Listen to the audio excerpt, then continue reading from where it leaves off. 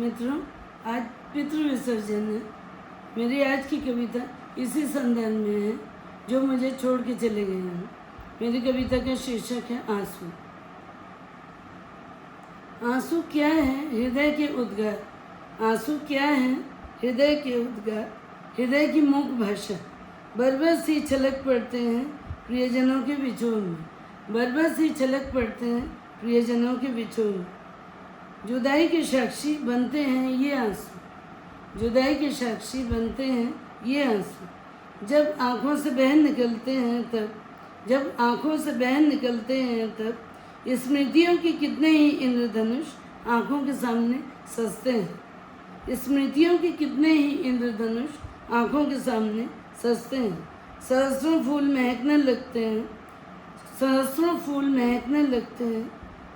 खो दिया है जिन क्षणों को मैंने नैनों के समक्ष पुनः सजीव हो उठते हैं, खो दिया है जिन क्षणों को मैंने नैनों के समक्ष पुनः सजीव हो उठते हैं।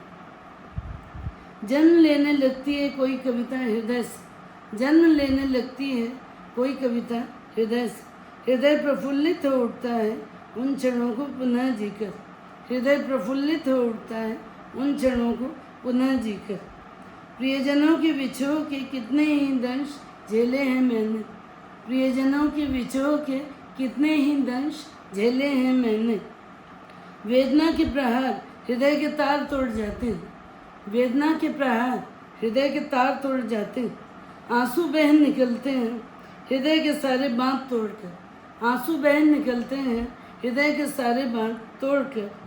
फिर भी मूक रहना पड़ता है क्योंकि, फिर भी मूक रहना पड़ता है क्योंकि कर्तव्य की बेड़ियां जकड़ लेती हैं पाँवों को, कर्तव्य की बेड़ियां जकड़ लेती हैं पाँवों को। न चाहते हुए भी चलना पड़ता है, जीना पड़ता है, न चाहते हुए भी चलना पड़ता है, जीना पड़ता है। क्योंकि इसी का नाम संसार है, क्योंकि इसी का नाम संसार है। पीड़ा को हृदय में दबाकर आंसुओं को पीकर, पीड़ा को हृदय में दबाकर आंसुओं को पीकर हंसना पड़ता है सबकी खुशी के लिए, हंसना पड़ता है सबकी खुशी के लिए। शायद संसार का यही नियम है, शायद संसार का यही नियम है। धन्यवाद मित्रों। अगर आपको मेरी ये कविता पसंद आई हो तो प्लीज़ सब्सक्राइब करें, लाइक करें, शेयर करें। धन्यवाद।